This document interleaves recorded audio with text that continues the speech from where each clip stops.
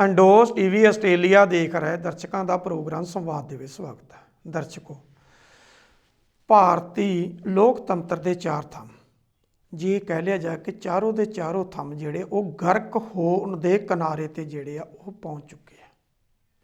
ਜਿਸ ਤਰੀਕੇ ਨਾਲ ਭਾਰਤ ਦੇ ਸੁਪਰੀਮ ਕੋਰਟ ਦੇ ਮੁੱਖ ਜੱਜ ਜਸਟਿਸ ਰੰਜਨ ਗੋਗੋਈ ਨੂੰ ਰਿਟਾਇਰਮੈਂਟ ਤੋਂ ਬਾਅਦ ਰਾਜ ਸਭਾ ਦਾ ਮੈਂਬਰ ਜਿਹੜਾ ਉਹ ਨਾਮਜ਼ਦ ਕੀਤਾ ਗਿਆ। ਇਸ ਤੋਂ ਪਹਿਲਾਂ ਵੀ ਬਹੁਤ ਬਣੇ ਨੇ, ਲੇਕਿਨ ਇਹ ਹੈ ਕਿ ਉਹ ਪਾਰਟੀ ਜੁਆਇਨ ਕਰਦੇ ਨੇ। ਪਾਰਟੀ ਜੁਆਇਨ ਕਰਨ ਤੋਂ ਬਾਅਦ ਉਹ ਰਾਜ ਸਭਾ ਦੀ ਉਸ ਪਾਰਟੀ ਵੱਲੋਂ ਉਹਨੂੰ ਜਿਹੜਾ ਉਹ ਕੈਂਡੀਡੇਟ ਬਣਾਇਆ ਜਾਂਦਾ ਤੇ ਉਹ ਚੁਣ ਕੇ ਜਿਹੜੇ ਆ ਉਹ ਰਾਜ ਸਭਾ 'ਚ ਪਹੁੰਚੇ ਆ। ਉਹਨਾਂ ਨੇ ਵੀ ਬੜੇ ਵਿਵਾਦਤ ਫੈਸਲੇ ਦਿੱਤੇ ਹੋਏ ਆ, ਜਿਹਦਾ ਕਰਕੇ ਉਹਨਾਂ ਨੂੰ ਪਾਰਟੀ ਵੱਲੋਂ ਅਜਿਹਾ ਤੋਹਫਾ ਜਿਹੜਾ ਉਹ ਦਿੱਤਾ ਜਾਂਦਾ ਰਿਹਾ। ਲੇਕਿਨ ਰੰਜਨ ਗੋਗੋਈ ਜਿਹਨੇ ਸਭ ਤੋਂ ਪਹਿਲਾਂ ਉਸ ਵੇਲੇ ਭਾਰਤ ਦੇ ਚੀਫ ਜਸਟਿਸ ਦੇ ਵਿਰੁੱਧ ਜਿਹੜਾ ਵਿਦਰੋਹ ਕੀਤਾ ਸੀ, ਤੇ ਇਹਨਾਂ ਦੇ ਨਾਲ ਜਿਹੜੇ 3 ਜੱਜ ਹੋਰ ਸੀ ਉਸ ਵੇਲੇ, ਇਹਨਾਂ ਨੇ ਉਸ ਵੇਲੇ ਭਾਰਤ ਦੇ ਚੀਫ ਜਸਟਿਸ ਦੇ ਉੱਪਰ ਇਲਜ਼ਾਮ ਲਗਾਏ ਸੀ ਕਿ ਅਸੀਂ ਸਾਰਿਆਂ ਤੋਂ ਸੀਨੀਅਰ ਜੱਜ ਤੇ ਸਾਨੂੰ ਸਾਈਡ ਲਾਈਨ ਕਰਕੇ ਜਿਹੜੇ ਬਹੁਤ ਇੰਪੋਰਟੈਂਟ ਕੇਸ ਆ ਉਹ ਹੋਰ ਜੱਜ ਜਿਹੜੇ ਨੇ ਸਾਡੇ ਤੋਂ ਜੂਨੀਅਰ ਨੇ ਉਹਨਾਂ ਨੂੰ ਜਾਣਬੁੱਝ ਕੇ ਦਿੱਤੇ ਜਾਂਦੇ ਆ।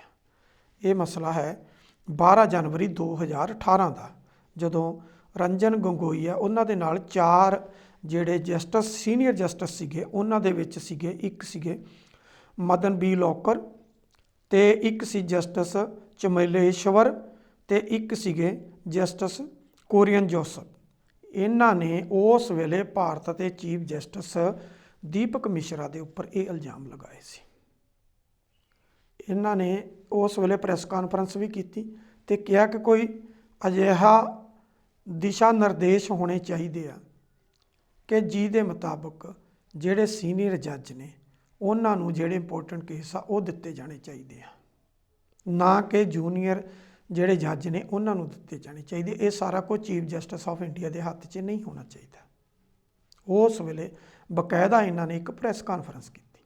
ਲੇਕਿਨ ਇਸੇ ਹੀ ਸਾਲ 2018 ਦੇ ਵਿੱਚ 3 ਅਕਤੂਬਰ ਨੂੰ ਰੰਜਨ ਗੋਗੋਈ ਜਿਹੜੇ ਆ ਉਹ ਭਾਰਤ ਦੇ ਚੀਫ ਜਸਟਿਸ ਬਣ ਗਏ। ਜਿਸ ਵੇਲੇ ਇਹ ਚੀਫ ਜਸਟਿਸ ਬਣੇ, ਉਸ ਤੋਂ ਬਾਅਦ ਜਿਹੜੇ ਵਿਵਾਦਤ ਫੈਸਲੇ ਆਏ ਨੇ, ਇਹਨਾਂ ਦੇ ਨਾਲ ਜਿਹੜੇ 3 ਹੋਰ ਸੀਨੀਅਰ ਜੱਜ ਉਸ ਵੇਲੇ ਪ੍ਰੈਸ ਕਾਨਫਰੰਸ 'ਚ ਸ਼ਾਮਲ ਸੀ, ਉਹਨਾਂ ਨੇ ਵੀ ਹੁਣ ਸਵਾਲ ਉਠਾਉਣੇ ਸ਼ੁਰੂ ਕਰ ਦਿੱਤੇ ਆ ਕਿ ਜਿਸ ਤਰੀਕੇ ਦੇ ਨਾਲ ਪਿਛਲੇ ਲੰਬੇ ਸਮੇਂ ਦੇ ਵਿੱਚ ਇਹ ਫੈਸਲੇ ਜਿਹੜੇ ਦਿੱਤੇ ਗਏ ਨੇ, ਜਿਨ੍ਹਾਂ ਦੇ ਵਿੱਚ ਰਾਮ ਜਨਮ ਭੂਮੀ ਦਾ ਫੈਸਲਾ, ਜਿੱਥੇ ਕਿ ਰਾਮ ਮੰਦਰ ਜਿਹੜਾ ਸੀ ਉਹ ਬਣਾਉਣਾ ਸੀ, ਉਹਦੇ ਉੱਤੇ ਉਸ ਦੇ ਵਿੱਚ ਸ਼ਾਮਲ ਜਿੰਨੇ ਜੱਜ ਸੀ ਉਹ ਸਾਰੇ ਦੇ ਸਾਰੇ ਇਸ ਗੱਲ ਨਾਲ ਸਹਿਮਤ ਸੀ ਕਿ ਇੱਥੇ ਰਾਮ ਮੰਦਰ ਜਿਹੜਾ ਉਹ ਬਣਨਾ ਚਾਹੀਦਾ। ਲੇਕਿਨ ਉਹ ਇਸ ਗੱਲ ਦੇ ਉੱਪਰ ਵੀ ਸਾਰੇ ਦੇ ਸਾਰੇ ਸਹਿਮਤ ਸੀ। ਇਹ ਜਿਹੜਾ 5 ਮੈਂਬਰੀ ਬੈਂਚ ਸੀ ਉਹਦੇ ਵਿੱਚ ਜਿਹੜੇ ਬਾਕੀ 4 ਜੱਜ ਸੀ ਉਹ ਇਸ ਗੱਲ ਨਾਲ ਸਹਿਮਤ ਸੀ ਕਿ ਇੱਥੇ ਰਾਮ ਮੰਦਰ ਤਾਂ ਬਣਨਾ ਚਾਹੀਦਾ। ਪਰ 1948 ਦੇ ਵਿੱਚ ਇੱਥੇ ਵਿਵਾਦਤ ਜਗ੍ਹਾ ਦੇ ਉੱਤੇ ਰੱਖੀਆਂ ਗਈਆਂ ਮੂਰਤੀਆਂ ਤੇ 1992 ਦਸੰਬਰ ਦੇ ਵਿੱਚ ਢਾਈ ਗਈ ਬਾਬਰੀ ਮਸਜਿਦ ਜਿਹੜੀ ਇਹ ਗੈਰ ਕਾਨੂੰਨੀ ਸੀ। ਉਸ ਵੇਲੇ ਬਹੁਤ ਹੈਰਾਨ ਹੋਏ ਜਿਸ ਵੇਲੇ ਇਹਦੇ ਉੱਪਰ ਫੈਸਲਾ ਦਿੱਤਾ ਗਿਆ। ਲੰਬਾ ਸਮਾਂ ਇਹਦੀ ਕਾਰਵਾਈ ਲਗਾਤਾਰ ਤਕਰੀਬਨ 60 ਦਿਨ ਤੋਂ ਵੱਧ ਇਹਦੀ ਲਗਾਤਾਰ ਕਾਰਵਾਈ ਚੱਲੀ, ਤੇ ਇਸ ਕਾਰਵਾਈ ਦੇ ਦੌਰਾਨ ਜਦੋਂ ਇਹ ਫੈਸਲਾ ਦਿੱਤਾ ਗਿਆ ਤਾਂ ਉਸ ਵੇਲੇ ਇਹ ਕੁਝ ਵੀ ਉਹਦੇ ਵਿੱਚ ਦਰਜ ਨਹੀਂ ਕੀਤਾ ਗਿਆ। ਕਿਤੇ ਨਾ ਕਿਤੇ ਜਸਟਿਸ ਰੰਜਨ ਗੋਗੋਈ ਦੀ ਜਿਹੜੀ ਮਨਸ਼ਾ ਸੀ ਉਹ ਸਾਫ਼ ਜ਼ਾਹਰ ਹੋ ਰਹੀ ਸੀ ਕਿ ਜਸਟਿਸ ਰੰਜਨ ਗੋਗੋਈ ਜਿਹੜੇ ਉਹ ਕਿਸ ਪਾਸੇ ਨੂੰ ਜਾ ਰਹੇ ਆ, ਕਿਉਂਕਿ ਜਸਟਿਸ ਰੰਜਨ ਗੋਗੋਈ ਹੀ ਸੀ ਜਿਹੜੇ ਇਹ ਕਹਿੰਦੇ ਸੀ ਕਿ ਚੀਫ ਜਸਟਿਸ ਆਫ ਇੰਡੀਆ ਜਾਂ ਬਾਕੀ ਕੋਈ ਵੀ ਸੀਨੀਅਰ ਜੱਜ ਜਿਹੜਾ ਸੁਪਰੀਮ ਕੋਰਟ ਦੇ ਵਿੱਚ ਹੈ ਜਾਂ ਹਾਈ ਕੋਰਟਾਂ ਦੇ ਜਿਹੜੇ ਚੀਫ ਜਸਟਿਸ ਹੈ, ਉਹਨਾਂ ਨੂੰ ਕਿਸੇ ਨੂੰ ਵੀ ਕੋਈ ਚੋਣ ਜਿਹੜੀ ਆ ਉਹ ਰਿਟਾਇਰਮੈਂਟ ਤੋਂ ਬਾਅਦ ਨਹੀਂ ਲੜਨੀ ਚਾਹੀਦੀ। ਪਰ justice Ranjan Gogoi chief justice of India ਤੋਂ ਵੱਡਾ ਕੋਈ ਅਹੁਦਾ ਨਹੀਂ, ਲੇਕਿਨ ਉਸ ਦੇ ਬਾਵਜੂਦ ਫਿਰ ਵੀ ਆ ਕੇ ਉਹਨਾਂ ਨੇ ਰਾਜ ਸਭਾ ਦਾ ਮੈਂਬਰ ਜਿਹੜਾ ਉਹ ਨਾਮਜ਼ਦ ਹੋਣਾ ਜਿਹੜਾ ਉਹਨੂੰ ਸਵੀਕਾਰ ਕਰ ਲਿਆ ਤੇ ਅਹੁਦੇ ਦੀ ਸਹੁੰ ਜਿਹੜੀ ਆ ਉਹ ਚੁੱਕ ਲਈ ਹੈ। ਇੱਕ ਹੋਰ ਫੈਸਲਾ ਸੀ ਜਿਹੜਾ ਰਾਫੇਲ ਡੀਲ ਦੇ ਉੱਤੇ ਸੀ, ਜਿਹਦੇ ਵਿੱਚ ਰਿਲਾਇੰਸ ਗਰੁੱਪ ਦੇ ਜਿਹੜੇ ਅੰਬਾਨੀ ਨੇ ਉਹਨਾਂ ਨੂੰ ਜਿਹੜਾ ਉਹ ਬਹੁਤ ਵੱਡਾ ਬੈਨੀਫਿਟ ਦਿੱਤਾ ਗਿਆ। ਉਹ ਜਦੋਂ ਸੁਪਰੀਮ ਕੋਰਟ ਗਿਆ ਤਾਂ ਉਸ ਕੇਸ ਨੂੰ ਜਿਸ ਤਰ੍ਹਾਂ ਸਾਈਡ ਲਾਈਨ ਕੀਤਾ ਗਿਆ, ਉਹਦੀ ਸੁਣਵਾਈਆਂ ਤੋਂ ਇਨਕਾਰ ਕੀਤਾ ਗਿਆ, ਉੱਥੇ ਵੀ ਜਸਟਿਸ ਰੰਜਨ ਗੋਗੋਈ ਦੇ ਉੱਪਰ ਜਿਹੜੇ ਆ ਉਹ ਸਵਾਲ ਖੜੇ ਹੁੰਦੇ ਆ ਕਿ ਰੰਜਨ ਗੋਗੋਈ ਨੇ ਜਾਣ ਬੁੱਝ ਕੇ ਉਹਨੂੰ ਸਾਈਡ ਲਾਈਨ ਕੀਤਾ। ਤੇ ਇਸੇ ਦੇ ਨਾਲ ਹੀ ਜਿਹੜਾ CAA ਤਾਂ ਬਾਅਦ ਦੇ ਵਿੱਚ ਆਇਆ, ਲੇਕਿਨ ਜਿਹੜਾ NRC ਦਾ ਸੀ, ਜਿਸ ਤਰੀਕੇ ਦੇ ਨਾਲ ਅਸਾਮ ਦੇ ਵਿੱਚ ਉਹਦੀ ਇਜਾਜ਼ਤ ਦਿੱਤੀ ਗਈ ਤੇ ਉੱਥੇ ਤਕਰੀਬਨ 19 ਲੱਖ ਤੋਂ ਵੱਧ ਲੋਕ ਜਿਹੜੇ ਆ ਉਹ ਭਾਰਤੀ ਨਾਗਰਿਕਤਾ ਲੈਣ ਤੋਂ ਬਾਹਰ ਰਹਿ ਗਏ। ਉਹਦੇ ਵਿੱਚ ਵੀ ਜਸਟਿਸ ਰੰਜਨ ਗੋਗੋਈ ਦਾ ਹੀ ਫੈਸਲਾ ਸੀ ਜਿਨ੍ਹਾਂ ਨੇ ਉਹ ਫੈਸਲਾ ਦਿੱਤਾ ਸੀ। ਹੁਣ ਇਹ 3 ਵਿਵਾਦਤ ਫੈਸਲੇ ਸੀ ਜਿਨ੍ਹਾਂ ਦੀ ਬਦੌਲਤ ਰੰਜਨ ਗੋਗੋਈ ਜਿਹੜੇ ਆ ਉਹ ਹੁਣ ਆ ਕੇ ਰਾਜ ਸਭਾ ਦੇ ਮੈਂਬਰ ਜਿਹੜੇ ਉਹ ਨਾਮਜ਼ਦ ਹੋ ਗਏ ਆ। ਰਾਜ ਸਭਾ ਦੇ ਮੈਂਬਰ ਤਾਂ ਨਾਮਜ਼ਦ ਹੋ ਗਏ ਆ, ਲੇਕਿਨ ਹੁਣ ਕਿੱਥੇ ਜਿਸ ਵਿਅਕਤੀ ਦੇ ਫੈਸਲੇ ਨੂੰ ਪੂਰਾ ਭਾਰਤ ਜਿਹੜਾ ਉਹ ਸਲੂਟ ਕਰਦਾ ਸੀ, ਕਿਸੇ ਦੇ ਵਿੱਚ ਹਿੰਮਤ ਨਹੀਂ ਸੀ ਕਿ ਚੀਫ ਜਸਟਿਸ ਆਫ ਇੰਡੀਆ ਦੇ ਦਿੱਤੇ ਗਏ ਫੈਸਲੇ ਨੂੰ ਕੋਈ ਮੰਨਣ ਤੋਂ ਇਨਕਾਰ ਕਰ ਦੇਵੇ। ਪਰ ਹੁਣ ਜਿਸ ਵੇਲੇ ਉਹ ਰਾਜ ਸਭਾ ਦੇ ਵਿੱਚ ਬੈਠਣਗੇ, ਜਦੋਂ ਉਹ ਰਾਜ ਸਭਾ ਦੇ ਮੈਂਬਰ ਵਜੋਂ ਸਹੁੰ ਚੁੱਕਣ ਗਏ ਤੇ ਜਿਸ ਤਰੀਕੇ ਦੇ ਨਾਲ ਉਹਦਾ ਆਪੋਜੀਸ਼ਨ ਨੇ ਵਿਰੋਧ ਕੀਤਾ, ਉਹ ਵੀ ਆਪਣੇ ਆਪ ਦੇ ਵਿੱਚ ਇੱਕ ਮਿਸਾਲ ਬਣ ਕੇ ਜਿਹੜਾ ਉਹ ਰਹਿ ਗਿਆ। ਹੁਣ ਰੰਜਨ ਗੋਗੋਈ ਨੂੰ ਅਸਲ ਪਤਾ ਲੱਗੇਗਾ ਕਿ ਉਸ ਵੇਲੇ ਉਹਨਾਂ ਦੇ ਹੱਥ 'ਚ ਕਿਹੜੀ ਪਾਵਰ ਸੀ ਤੇ ਅੱਜ ਕਿਹੜੀ ਪਾਵਰ ਉਹ ਲੈ ਕੇ ਬੈਠੇ ਨੇ।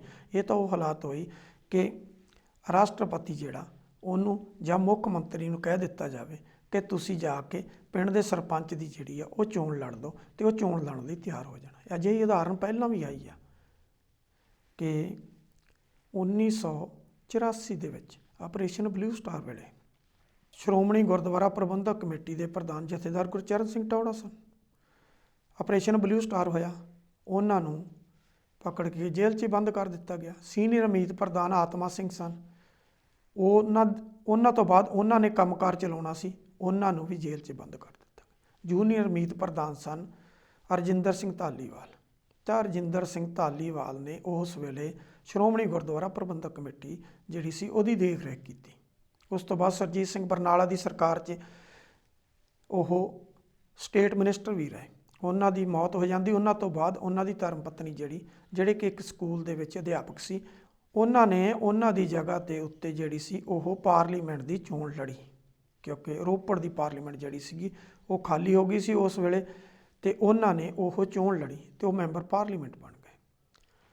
2002 ਆਇਆ, ਮੈਂਬਰ ਪਾਰਲੀਮੈਂਟ ਦੀ ਮਿਆਦ ਵੀ ਖਤਮ ਹੋ ਗਈ ਤੇ ਪੰਜਾਬ ਦੇ ਵਿੱਚ ਅਕਾਲੀ ਦਲ ਦੀ ਸਰਕਾਰ ਜਿਹੜੀ ਸੀ ਉਹ ਵੀ ਜਾਂਦੀ ਰਹੀ।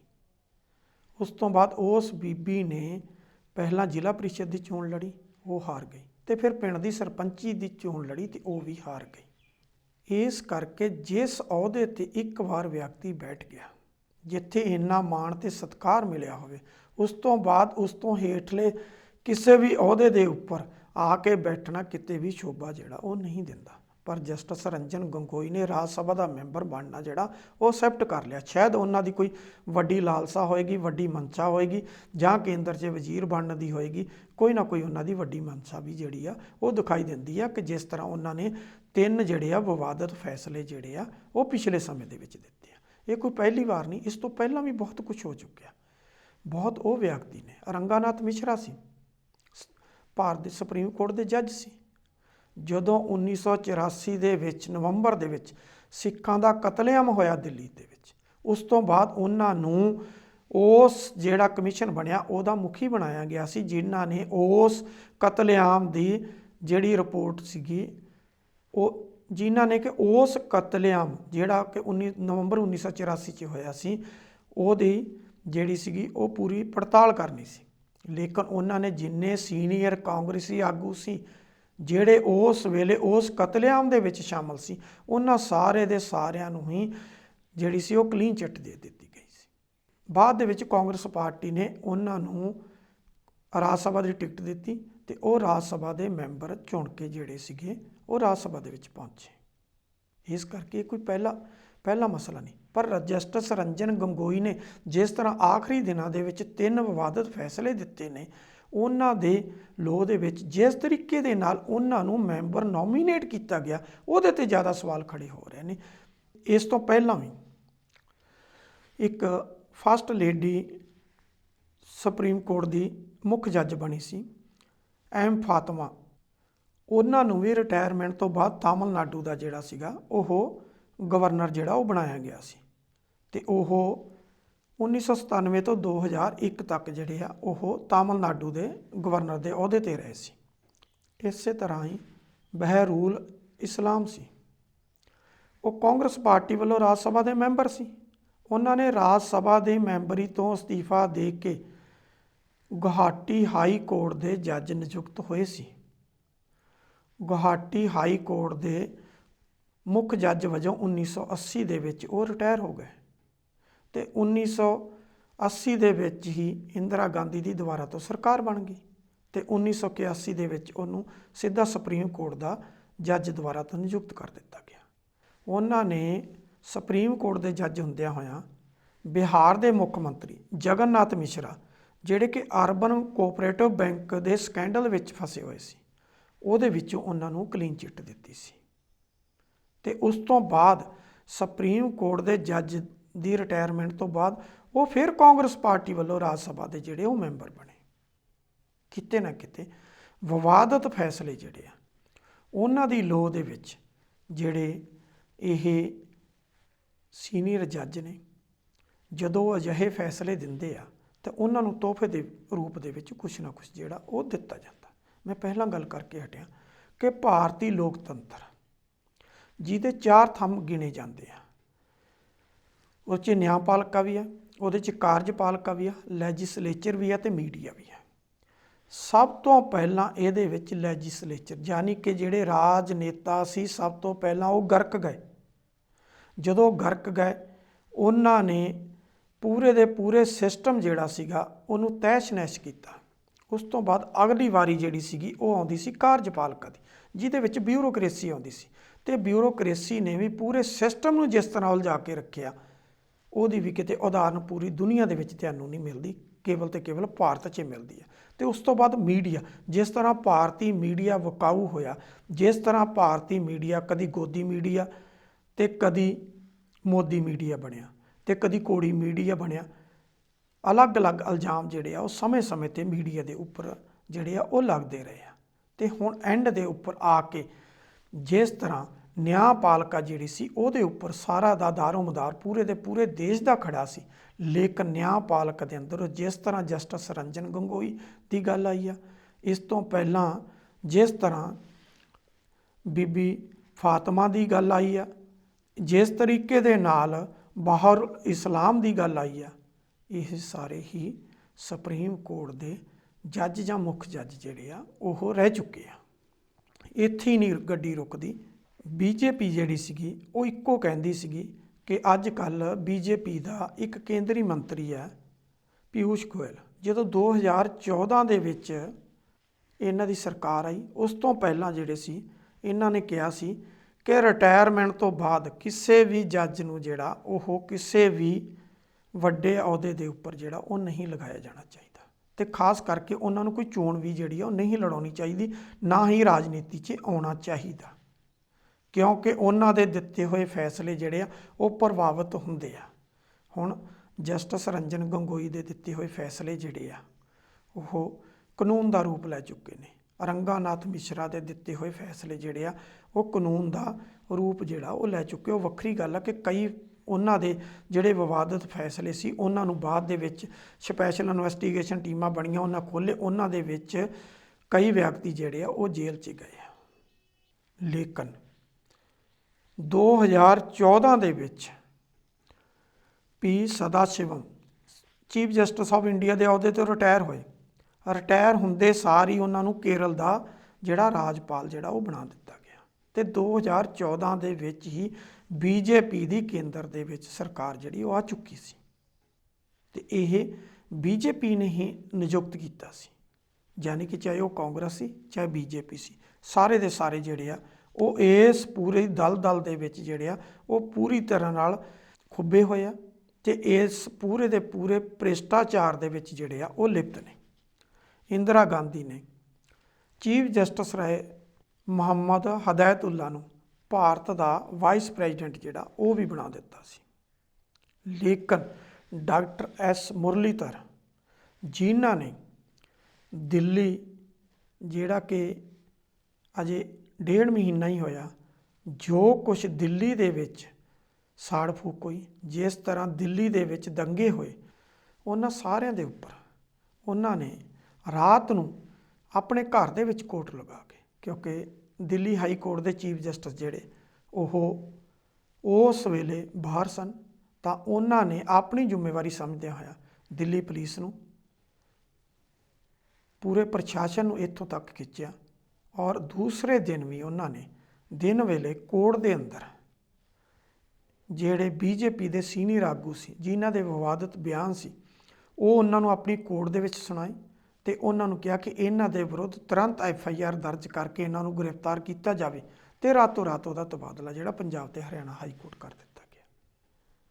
ਇਹ ਭਾਰਤੀ ਲੋਕਤੰਤਰ ਹੈ ਜਿਹਦੇ ਵਿੱਚ ਸਰਕਾਰਾਂ ਦੇ ਨਾਲ, ਮੌਜੂਦਾ ਸ਼ਾਸਕਾਂ ਦੇ ਨਾਲ ਮਿਲ ਕੇ ਫੈਸਲੇ ਦੇਣ ਵਾਲੇ ਜਿਹੜੇ ਆ ਉਹਨਾਂ ਨੂੰ ਵੱਡੇ ਅਹੁਦੇ ਦੇ ਕੇ ਨਵਾਜਿਆ ਜਾਂਦਾ, ਲੇਕਿਨ ਜਿਨ੍ਹਾਂ ਨੇ ਸਰਕਾਰਾਂ ਦੇ ਵਿਰੁੱਧ ਫੈਸਲੇ ਦਿੱਤੇ ਸਮੇਂ ਦੀ ਨਿਜਾਕਤ ਨੂੰ ਪਛਾਣਦਿਆਂ ਹੋਇਆ ਉਹਨਾਂ ਦੇ ਰਾਤੋਂ ਰਾਤ ਜਿਹੜੇ ਆ ਉਹ ਤਬਾਦਲੇ ਕਰ ਦਿੱਤੇ ਜਾਂਦੇ ਨੇ। ਰੰਜਨ ਗੋਗੋਈ ਦੇ ਦਿੱਤੇ ਫੈਸਲਿਆਂ ਦੀ ਏਡੀ ਵੱਡੀ ਗੱਲ ਨਹੀਂ ਸੀ ਕਿ 3 ਵਿਵਾਦਤ ਫੈਸਲੇ ਦੇ ਗਿਆ, ਲੇਕਿਨ ਰੰਜਨ ਗੋਗੋਈ ਜਿਸ ਵੇਲੇ ਭਾਰਤ ਦੇ ਚੀਫ ਜਸਟਿਸ ਸੀ, ਉਸ ਵੇਲੇ ਉਹਨਾਂ ਦੀ ਕੋਰਟ ਦੀ ਇੱਕ ਮਹਿਲਾ ਮੁਲਾਜ਼ਮ ਨੇ ਉਹਨਾਂ ਤੇ ਸੈਕਸੁਅਲ ਹਰਾਸਮੈਂਟ ਦੇ ਜਿਹੜੇ ਇਲਜ਼ਾਮ ਲਗਾਏ, ਤਾਂ ਉਸ ਵੇਲੇ ਇਲਜ਼ਾਮ ਲਗਾਉਣ ਤੋਂ ਬਾਅਦ ਉਸ ਮਹਿਲਾ ਨੂੰ, ਉਹਦੇ ਪਤੀ ਨੂੰ ਤੇ ਉਹਦੇ ਰਿਸ਼ਤੇਦਾਰਾਂ ਨੂੰ ਸਾਰਿਆਂ ਨੂੰ ਨੌਕਰੀ ਤੋਂ ਬਰਖਾਸਤ ਕਰ ਦਿੱਤਾ। ਜਦੋਂ ਬਹੁਤ ਵਾਹ-ਵਿਹਲਾ ਹੋਇਆ ਤਾਂ ਖੁਦ ਹੀ ਜਸਟਿਸ ਰੰਜਨ ਗੋਗੋਈ ਇਸ ਕੇਸ ਦੀ ਸੁਣਵਾਈ ਕਰਨ ਲੱਗ ਗਏ।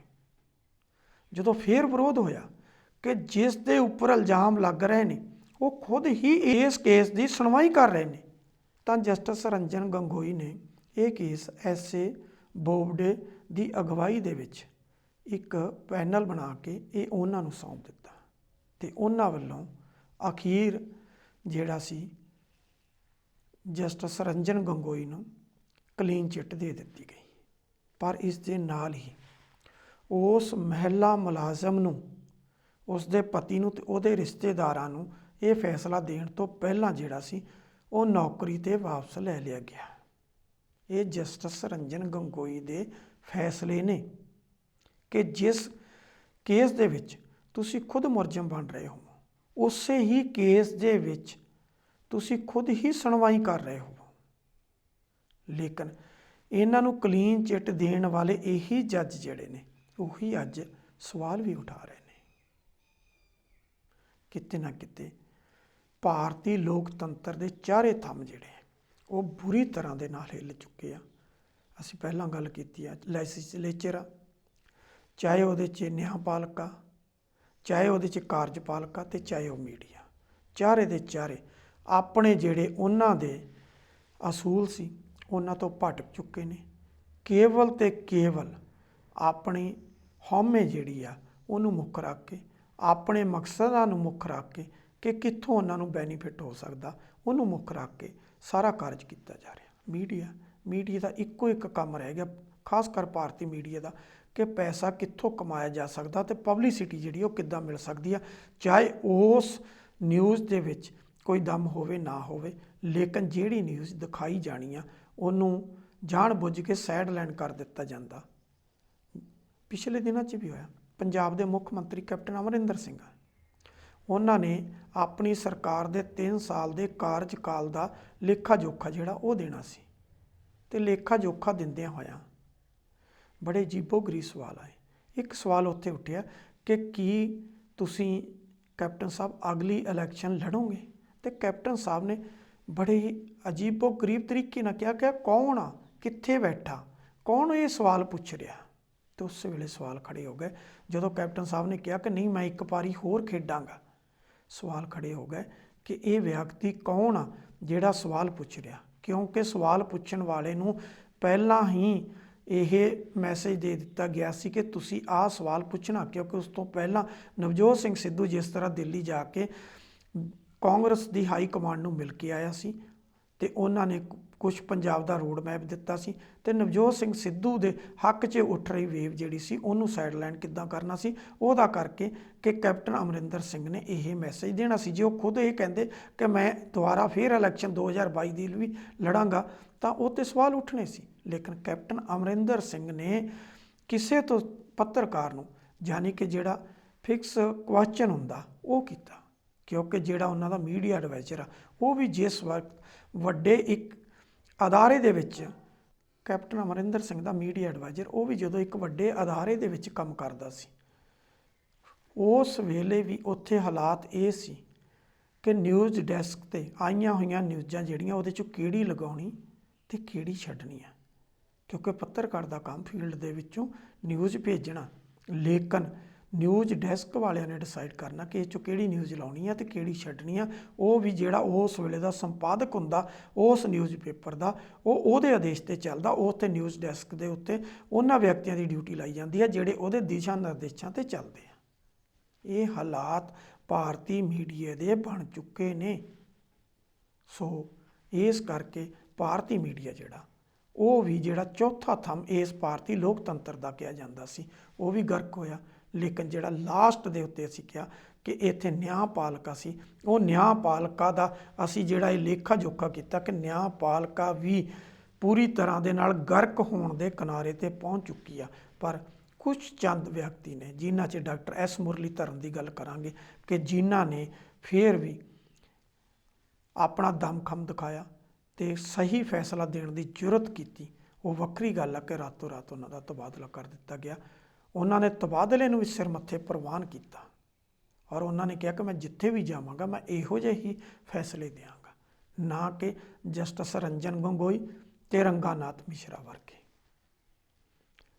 ਇਸੇ ਦੇ ਨਾਲ ਹੀ ਜਿਹੜਾ ਰਲਦਾ ਦੂਸਰਾ ਮਸਲਾ ਹੈ ਉਹ ਹੈ 7 ਸਾਲ 3 ਮਹੀਨੇ ਤੇ 4 ਦਿਨ ਦੇ ਬਾਅਦ ਨਿਰਭਇਆ ਕੇਸ ਦਾ ਜਿਹੜਾ ਸੀਗਾ ਉਹ ਫੈਸਲੇ ਦਾ ਅੰਤ ਹੋ ਗਿਆ, ਕਿਉਂਕਿ ਉਹਦੇ ਜਿਹੜੇ 4 ਦੋਸ਼ੀ ਸੀ ਉਹਨਾਂ 4 ਦੋਸ਼ੀਆਂ ਨੂੰ ਕੱਲ੍ਹ ਸਵੇਰੇ 5:30 ਵਜੇ ਜਿਹੜਾ ਉਹ ਫਾਂਸੀ ਦੇ ਦਿੱਤੀ ਗਈ। ਲੇਕਿਨ ਇਸ ਪੂਰੇ ਦੇ ਪੂਰੀ ਫਾਂਸੀ ਦੇ ਪ੍ਰਕਿਰਿਆ ਦੇ ਵਿੱਚ ਇੱਕ ਲੰਬਾ ਸਮਾਂ ਲੱਗਣਾ ਤੇ ਜਾਣ ਬੁੱਝ ਕੇ ਪੂਰੇ ਕੇਸ ਨੂੰ ਲਮਕਾਉਣਾ ਤੇ ਫਾਂਸੀ ਵਾਲੀ ਰਾਤ ਵੀ ਕਿਸ ਤਰ੍ਹਾਂ ਹਾਈ ਕੋਰਟ ਤੇ ਸੁਪਰੀਮ ਕੋਰਟ ਖੁਲਵਾਈ ਗਈ, ਉਹ ਵੀ ਭਾਰਤੀ ਲੋਕਤੰਤਰ 'ਤੇ ਸਵਾਲ ਖੜੇ ਕਰਦੀ ਹੈ। ਪਹਿਲਾਂ ਲੋਅਰ ਕੋਰਟ ਨੇ ਜਿਹੜਾ ਇੱਕ ਵਿਅਕਤੀ ਰਾਮ ਸਿੰਘ ਸੀ ਉਹਨੇ ਜੇਲ੍ਹ ਦੇ ਵਿੱਚ ਜਿਹੜਾ ਸੀ ਉਹ ਖੁਦਕੁਸ਼ੀ ਕਰ ਲਈ ਸੀ। ਜਿਹੜੇ ਬਾਕੀ 5 ਦੋਸ਼ੀ ਸੀ ਉਹਨਾਂ ਦੇ ਵਿੱਚੋਂ ਇੱਕ ਦੋਸ਼ੀ ਜਿਹੜਾ ਸੀ ਉਹ ਮਾਈਨਰ ਸੀ ਤੇ ਉਹ ਭਾਰਤੀ ਕਾਨੂੰਨ ਦੇ ਮੁਤਾਬਕ ਉਹਨੂੰ 3 ਸਾਲ ਤੋਂ ਵੱਧ ਦੀ ਸਜ਼ਾ ਨਹੀਂ ਸੀ ਹੋ ਸਕਦੀ, ਤਾਂ ਉਹਨੂੰ 3 ਸਾਲ ਦੀ ਸਜ਼ਾ ਤੇ ਬਾਕੀ 4 ਨੂੰ ਜਿਹੜੀ ਉਹ ਫਾਂਸੀ ਦੀ ਸਜ਼ਾ ਦੇ ਦਿੱਤੀ, ਜਿਸ ਨੂੰ ਦਿੱਲੀ ਹਾਈ ਕੋਰਟ ਨੇ ਕਨਫਰਮ ਕਰ ਦਿੱਤਾ। ਉਸ ਦੇ ਬਾਅਦ ਸੁਪਰੀਮ ਕੋਰਟ ਕੋਲੇ ਗਿਆ, ਸੁਪਰੀਮ ਕੋਰਟ ਨੇ ਵੀ ਇਹਦੇ ਉੱਤੇ ਮੋਹਰ ਲਗਾ ਦਿੱਤੀ ਗਈ। ਉਹਦੇ ਤੋਂ ਬਾਅਦ 4 ਦੋਸ਼ੀਆਂ ਕੋਲੇ ਇੱਕ ਰਿਵਿਊ ਪਟੀਸ਼ਨ ਬਚਦੀ ਸੀ ਜਿਹੜੀ ਪਾਉਣੀ ਸੀ, ਉਹਦੇ ਬਾਅਦ ਇੱਕ ਕਿਊਰੇਟਿਵ ਪਟੀਸ਼ਨ ਬਣਦੀ ਸੀ ਤੇ ਉਹਦੇ ਬਾਅਦ ਇੱਕ ਭਾਰਤ ਦੇ ਰਾਸ਼ਟਰਪਤੀ ਕੋਲੇ ਰਹਿਮ ਦੀ ਅਪੀਲ ਸੀ। ਪਰ ਜਿਸ ਤਰੀਕੇ ਦੇ ਨਾਲ ਪੂਰੇ ਸਿਸਟਮ ਨੂੰ ਉਲਝਾਇਆ ਗਿਆ, ਵਾਰ-ਵਾਰ ਰਹਿਮ ਦੀਆਂ ਅਪੀਲਾਂ, ਕਿਊਰੇਟਿਵ ਪਟੀਸ਼ਨ ਦੇ ਲਈ, ਰਿਵਿਊ ਪਟੀਸ਼ਨ ਦੇ ਲਈ, ਜਿਸ ਤਰੀਕੇ ਦੇ ਨਾਲ ਪੂਰੇ ਸਿਸਟਮ ਨੂੰ ਉਲਝਾਇਆ ਗਿਆ, 3 ਵਾਰ ਡੈਥ ਵਾਰੰਟ ਜਿਹੜੇ ਆ ਉਹ ਕੈਂਸਲ ਕਰਵਾਏ ਗਏ ਤੇ ਚੌਥੀ ਵਾਰ ਵੀ ਕਰਵਾਉਣ ਦੀ ਕੋਸ਼ਿਸ਼ ਕੀਤੀ ਗਈ। ਫਿਰ ਜਿਸ ਦਿਨ ਫਾਂਸੀ ਦੇਣੀ ਸੀ ਰਾਤ ਨੂੰ 12:15 ਵਜੇ ਦਿੱਲੀ ਹਾਈ ਕੋਰਟ ਨੇ ਜਦੋਂ ਫੈਸਲਾ ਦੇ ਦਿੱਤਾ ਕਿ ਇਹ ਪਹਿਲਾਂ ਵਾਲੀਆਂ ਗੱਲਾਂ ਨੇ, ਅਸੀਂ ਇਹਨਾਂ 'ਤੇ ਕੋਈ ਗੌਰ ਨਹੀਂ ਕਰਾਂਗੇ, ਹੁਣ ਤਾਂ ਪ੍ਰਮਾਤਮਾ ਉਹਨਾਂ ਨੂੰ ਬੁਲਾ ਰਿਹਾ। ਉਹਨਾਂ ਦੇ ਵਕੀਲ ਨੂੰ ਵੀ ਝਾੜ ਪਾਈ ਗਈ ਡਾਕਟਰ AP ਸਿੰਘ ਨੂੰ ਕਿ ਇਹ ਤਾਂ ਇਹਨਾਂ ਨੂੰ ਤਾਂ ਪ੍ਰਮਾਤਮਾ ਬੁਲਾ ਰਿਹਾ, ਇਹਨਾਂ ਨੂੰ ਜਾਣ ਦਿੱਤਾ ਜਾਵੇ, ਇਹਨਾਂ ਦੀ ਹੁਣ ਉੱਥੇ ਜ਼ਰੂਰਤ ਹੈ, ਇੱਥੇ ਕੋਈ ਜ਼ਰੂਰਤ ਨਹੀਂ। ਲੇਕਿਨ ਉਹ ਨਹੀਂ ਹਟੇ।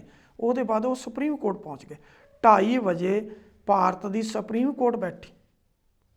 ਸੁਪਰੀਮ ਕੋਰਟ ਨੇ ਵੀ 3:30 ਵਜੇ ਆਪਣਾ ਫੈਸਲਾ ਸੁਣਾ ਦਿੱਤਾ।